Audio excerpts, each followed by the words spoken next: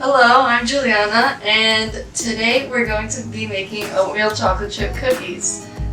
So this recipe comes from one of my good friends, Tisha, and she was kind enough to share this recipe with me. It's very good, and it's also pretty simple to make, so yeah.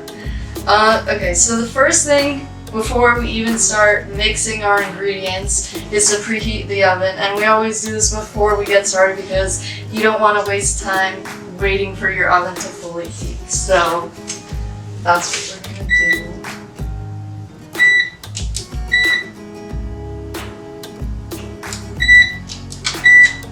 Okay. And then you could prepare your baking sheets from now, or you could do it after. I'm just gonna do it after. So yeah. Okay, so the first thing you want to do, I like to start with mixing my wet ingredients first. So that's what we do. So with this recipe, you want to do what's called creaming your butter and sugar. So we have a half cup of softened butter. You want to make sure it's softened, or else it's going to be really hard to mix. And then so we have our sugars. So this is that was a full cup of butter, and this is 2 cups of brown sugar. To me, I don't care if it's light brown or dark brown, it's just brown sugar. And then we also have a half cup of just white sugar. And then we're gonna cream that together. Okay, so I would usually cream together sugar and butter using the stand mixer, but if you want to do it by hand, I suggest using either like a fork or a sturdy whisk, because otherwise it's going to be hard to fully mix it together. So right now I'm just mushing together the butter and sugar. Okay, so now I've lumped it together pretty well, and once it's at a lumpy consistency, I'm going to switch over to a whisk so I can really mix. So you probably want to go pretty harsh with this, because when creaming, it's really important that it's fluffy, because that's part of what makes the cookie.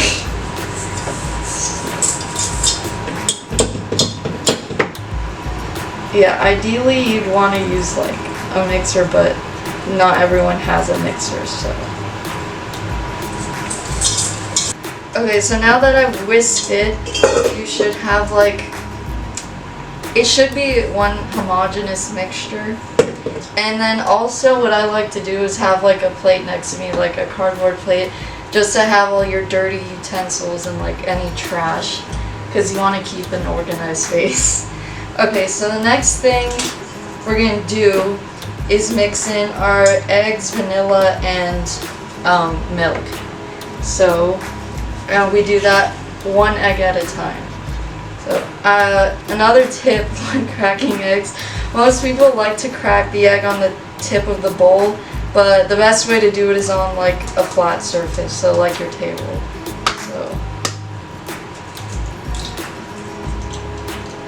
So after each egg, you're gonna mix it.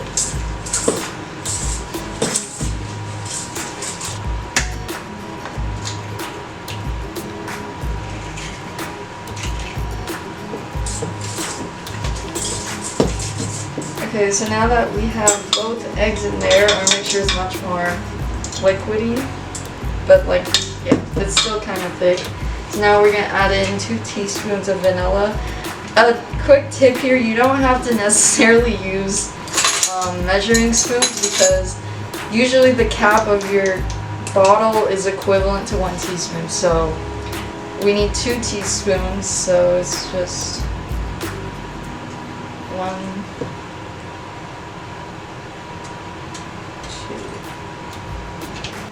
2. Okay, now that we've added the vanilla, we need 2 tablespoons of milk.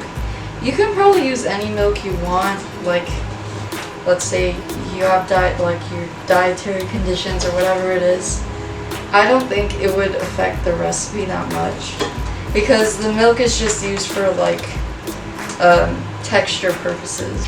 Okay, so now that we have all our wet ingredients mixed, you may be looking at your mixture and it looks kind of weird, But don't worry, because we still have to add in our dry ingredients, and that's really what's going to turn it into a dough.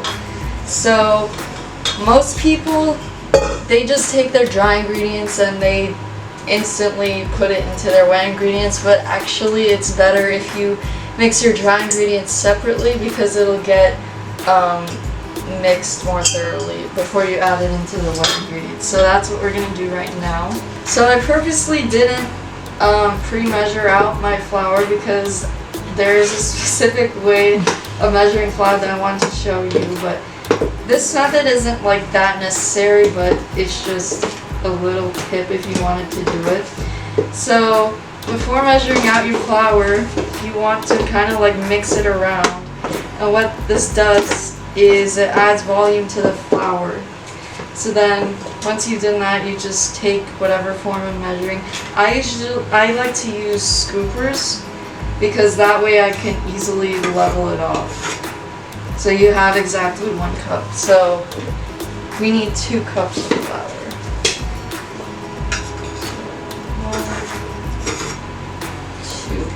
1, 2. Okay, so now we've added our flour, and then we have to measure out the rest of our dry ingredients. So we need a ½ teaspoon of salt. I typically add less than what the recipe says, because based on past experience, usually the amount of salt that they say, the cookie ends up too salty, at least for my taste. So I just add like 3/4 to a half of what the actual recipe says. So, and then we need a teaspoon of baking soda.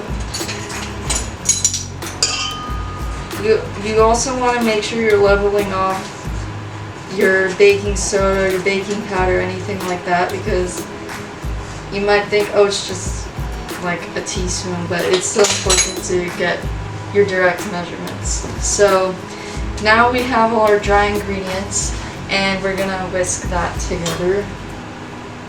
I don't really care if my whisk is dirty, because we're gonna mix the two anyways. So.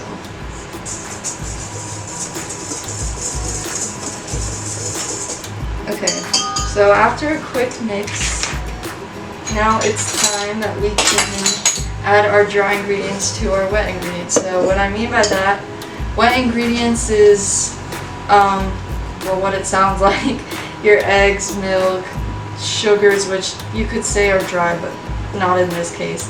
So that's our wet, and our dry is what we just mixed. So the flour, salt, baking soda. So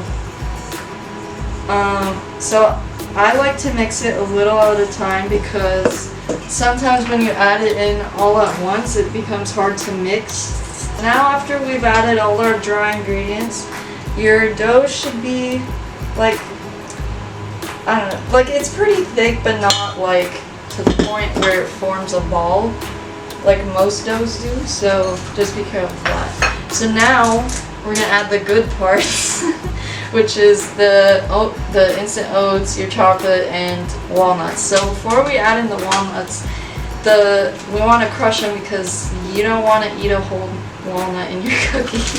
So the way I like to do it, just because I can control how much they get chopped, I put it in a Ziploc, and I get all the air out of it. And an easy way to do this is just flatten out the bag and push all the air out, and then close it, and then like evenly disperse the walnuts. So I like to use a rolling pin, but you can really use anything that has weight to it, like a hammer, or I don't know.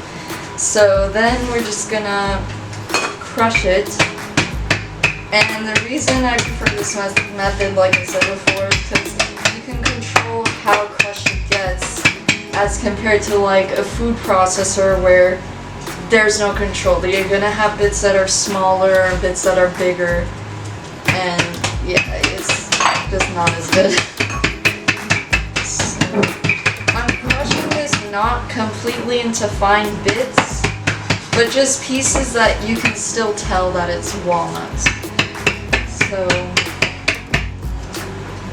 also if there are a few pieces that like it's just one piece. I like to use the tip of it and just smash it. Okay, so now I've completely crushed my walnuts, and I'm gonna show you up close. So as you can see, it's not completely crushed, like you can still tell they're pieces. So that's how you want it.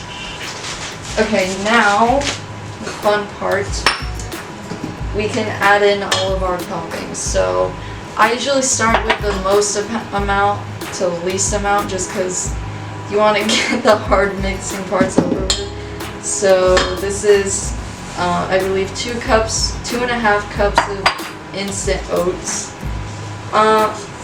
The type of oatmeal you use, I doubt it's that important, but the best kind to use is the instant one, or like 1 minute oats, it's the same thing. So I'm just gonna really mix that. And actually I'm gonna switch to a spatula so I can fold it in. So now we've added in the oats, and you'll notice after you did that it's much thicker. So now we're gonna add in the chocolate chips. You might want to do it at parts at a time, just like we did with the dry ingredients, just because it might be hard to mix. But I'm just gonna do it all at once. You can use any kind of chocolate you want as well, like milk chocolate, semi-sweet, dark. I'm just using semi-sweet. After the chocolate chips, it's our last part. I forgot to mention this, but walnuts are optional, but I just think it adds to the flavor and the texture of the cookie. So now we've mixed in all our toppings, so to say, and this is our mixture, and it's a lot thicker. And you'll notice with any other cookie recipe, like the dough will be a lot thicker before you add in any of their toppings, but because we have so many toppings with this recipe, the dough initially was pretty thinner than most, which you might have noticed. Okay, so now you've noticed that your oven is probably already preheated, which is good because that's what we wanted. And now it's time to scoop out the dough. And so for pans, obviously the best is to use like this flat sheet. In terms of what to line it with, I like to use silicone mats, but not a lot of people have silicone mats, so an alternative could be parchment paper like I have here, or you could even use foil, but if you're going to use foil, you have to make sure to spray it, or else good luck getting your cookies off the foil. Okay, so I have two different scoopers here. I usually use the smaller one, but just to show you what it's like, I'll use both of them. So this is called a melon baller, by the way. Okay, so you just scoop it, and I usually do more than the actual size of the scoop. So like a cookie that size is pretty good. You might want to do a bit bigger actually. And then this is the bigger scoop. And with this one, since it's so big, you might want to do less than the actual scoop, so the opposite of the smaller one. So yeah, that one's pretty big. So if you have a scooper that's like in between these two sizes, then use that because it'll be a lot easier.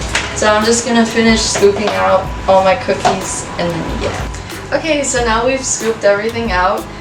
You could have used a spoon to scoop it. You can even use your hands. That's something I also did.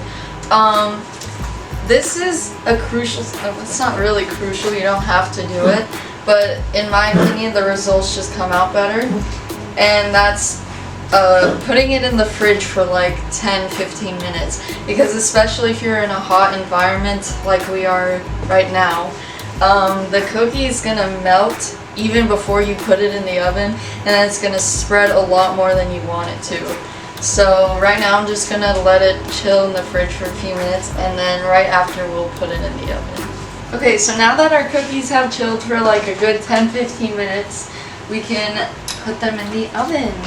So, okay, there's a really important step with these cookies, and that's the baking process. And the main thing you want to do with these most cookies, you bake them until they're like pretty golden brown. These ones, however, you pull them out as soon as they like golden just a little bit, because even when you take them out of the oven, they're still gonna bake. And the really good part about these cookies is that they're almost still raw, but like they're still, you know, they're cooked, but it kind of tastes like they're raw, and so they're really good. And another important step to baking these is you want to switch the racks that each tray is on like every 5 minutes, because some parts of the oven may bake it more than other parts.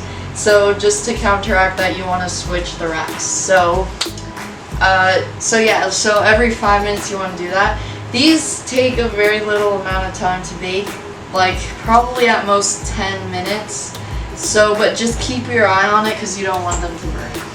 So I'll see you when the cookies are done.